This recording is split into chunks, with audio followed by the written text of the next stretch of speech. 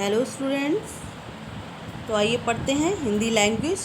Hindi language में इससे पहले वाले वीडियो में हमने आपको बताया था कि स्वर के कितने भेद होते हैं और उन स्वरों के नाम बताए थे। आज हम आपको बता रहे हैं कि स्वर के 3 भेद जो हमने बताए थे वो हैं और उन्हीं स्वरों के बारे में विस्तार से समझाएंगे। वहाँ सिर्फ हमने नाम बताया था आपको। तो यहाँ हम बताते हैं कि स्वर के 3 भेद होते हैं। वो कौन कौन से होते हैं? ह्रस्व स्वर, दीर्घ स्वर, प्लुत स्वर। अब देखिए ह्रस्व स्वर क्या है। जिन स्वरों के उच्चारण में बहुत कम समय लगता है वे ह्रस्व स्वर कहलाते हैं। ये 4 हैं। कौन कौन से 4 हैं? अ, इ, उ तथा ऋ। अब देखिए ह्रस्व स्वर जैसा कि आप जानते ही हैं 11 स्वर हैं और इन्हीं को बांट दिया गया है। तो उन 11 स्वरों में ये 4 जो स्वर हैं वो ह्रस्व स्वर की श्रेणी में आते हैं। इनमें बहुत कम समय लगता है। कैसे?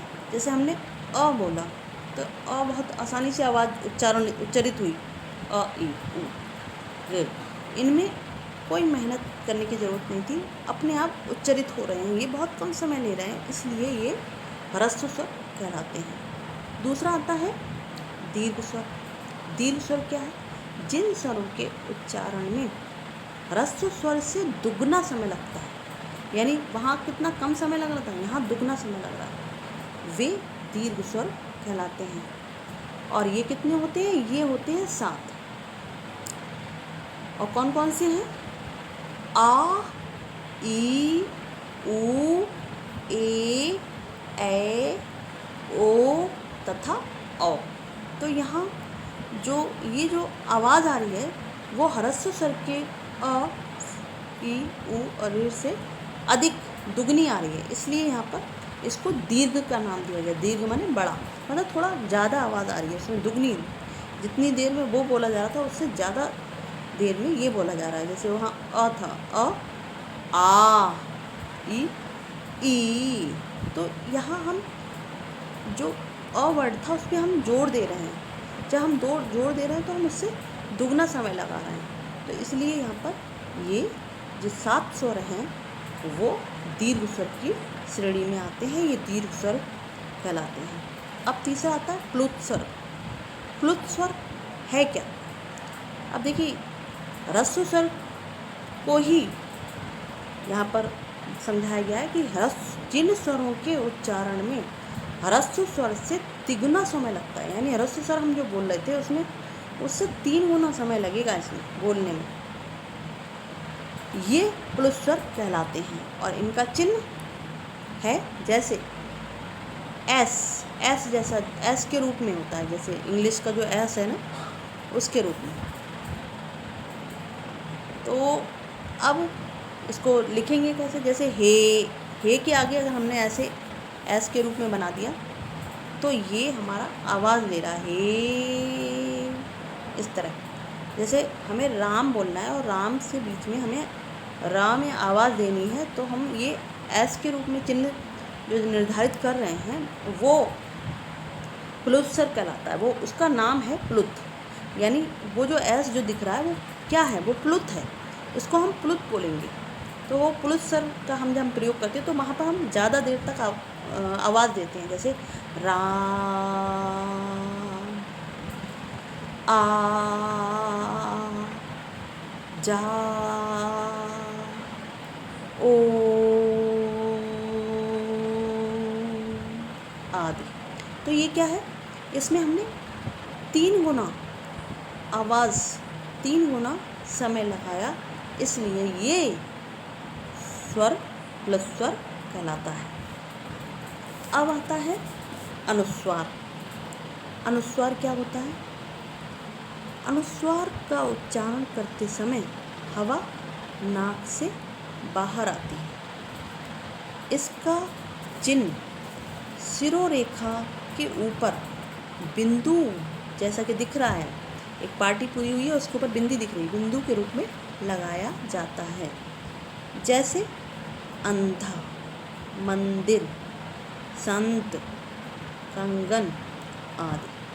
तो जो बिंदु लगाई गई, सिरोरेखा माने सिर के ऊपर, सिर की रेखा अर्थात वर्ण लिखते समय हमारे वर्ण का जो सिर है उसकी जो पाटी पूरी जाती है, उस रेखा के ऊपर जो हमने बिंदी लगाई, वो बिंदी का हमारा नाम क्या है? अनुस्वार। उसको हम अनुस्वार कहते हैं। बच्चों को सरल शब्दों में समझाने के लिए हम कभी कभी उस अनुस्वार को अनुस्वार न कहकर अंक की बिंदी कह देते हैं। हम बच्चों को समझ में आ जाए इसलिए ऐसा कह देते हैं कि बेटा मंदिर लिखने के लिए माँ पे अंक की बिंदी लगाइए, ये कंगन लिखने के लिए क पे अंक की बिंदी लगाइए, तो बच्चे समझ जाते हैं। अगर हम उनको बोलते कि कंगन लिखने के लिए क पे अनुस्वार लगाइए, थोड़ा अनुस्वार और अनुनासिक में बच्चे बहुत कन्फ्यूज़ हो जाते हैं, इसलिए उसे अंक की बिंदी कहकर के संबोधित कर देते हैं, तो उनके लिए समझना आसान हो जाता है। तो आप समझ रहे होंगे जो नाक की आवाज़, हवा, जैसे कि उसमें क्या उच्चारण करते समय हवा नाक से बाहर, जब हमारी नाक की आवाज़, नाक से हम बाहर आवाज़ निकालते, जैसे अंधा, तो हमारी नाक से आवाज़ बोल रही है, तो ये जो बिंदी को प्रदर्शित करने के लिए इस नाक से निकलने वाली आवाज़ को हम अनुस्वार के रूप में प्रदर्शित करते हैं। अब देखिए इसमें, अब मानक वर्तनी में पंचम वर्ण ड़, वा, ड़, न, म के स्थान पर अनुस्वार का चिन्ह वर्णों के ऊपर लगाया जाता है। देखिए अब यहाँ पर ये जो उन्होंने कहा मानक वर्तनी में, मानक वर्तनी का मतलब, मानक वर्तनी जो शब्द है वर्तनी, उसमें जो पंचम वर्ण होता है वो पंचम वर्ण है कौन सा? जो हम बोलते हैं ना क वर्ग, क वर्ग, क ख ग ङ, च छ ज ण, फिर टा ठ डा ण ण, ता थ दा धा न, पा फ वा पा मा। तो जो क वर्ग था उसमें जो आखिरी अक्षर आ रहा था का खा गा घा ड़ा, इसी तरह चाछा जा जा वहाँ, चा वर्ग में वहाँ आखिरी अक्षर वर्ण आ रहा था। इसी तरह टाठा डाढ़ाणा, टा वर्ग में अड़ा जो वर्ण है वो आखिरी आ रहा था, इसीलिए वो आखिरी भी है और पंचम भी है, पांचवा है। ता वर्ग में ताथा दादा ना जो वर्ण है वो आखिरी भी है और पंचम भी है। इसी तरह पा वर्ग में पा फा वा भा मा जो है वो आखिरी भी है और पंचम भी है, इसीलिए मानक वर्तनी में से पंचम वर्ण के नाम से संबोधित किया गया है। अब यहाँ ये बताया गया कि जो पंचम वर्ण में ड़, वा, ड़, न, म आता है, तो हम वो वर्ण ना लिख करके हम केवल सिरोरेखा के ऊपर एक बिंदी लगा देते हैं, वर्ण के ऊपर बिंदी के रूप में लगाया जाता है, अनुस्वार के रूप में अनुस्वार लगा देते हैं, तो वो यही वर्ण प्रदर्शित होता है। ठीक है, तो अब समझ में आ गया होगा आपको। अब देखिए आगे अनुनासिक क्या होता है। अनुनासिक जैसा कि ब्रैकेट में दिख रहा है, कोष्टक में दिखाई दे रहा है, एक शिरोरेखा बनी हुई है और उसके ऊपर एक चंद्र बिंदु सी दिखाई दे रही है, वो ही अनुनासिक कहलाता है, जिसे हम अपने शब्दों में चंद्र बिंदु बोल देते हैं। यानी हल्का सा चंद्रा बनाया और उसमें बिंदु रख दिया तो उसे चंद्र बिंदु भी बोलते हैं। तो इसे वैसे जो व्याकरण की भाषा में अगर हम इसे अनुनासिक बोलते हैं। अनुनासिक का उच्चारण करते समय हवा नाक तथा मुख दोनों से बाहर आती है, निकलती है। इसका चिन्ह चंद्र बिंदु के रूप में सिरोरेखा के ऊपर लगाया जाता है। ये स्वतंत्र ध्वनि नहीं है, इसका प्रयोग स्वरों के साथ होता है। अब देखिए ये कह रहे हैं कि यहाँ पर इसका कोई स्वतंत्र ध्वनि तो है नहीं, स्वरों के साथ ही इसका प्रयोग होता है, स्वरों के ऊपर लगाई जाती है।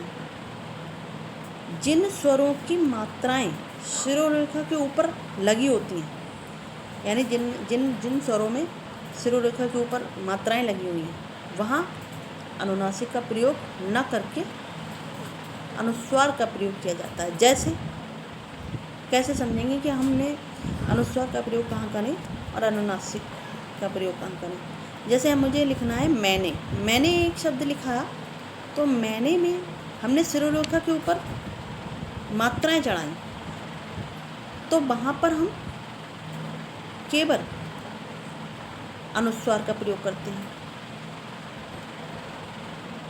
और जब हम मात्रा नहीं चढ़ाते हैं सिरोरेखा के ऊपर, वहाँ अनुनासिक का प्रयोग ना होकर अनुस्वार का प्रयोग होता है। जैसे मांग, नांद आदि। तो आपको समझ में आएगा कि अनुनासिक का प्रयोग कहाँ होता है और अनुस्वार का प्रयोग कहाँ किया जाता है। आज के लिए इतना ही।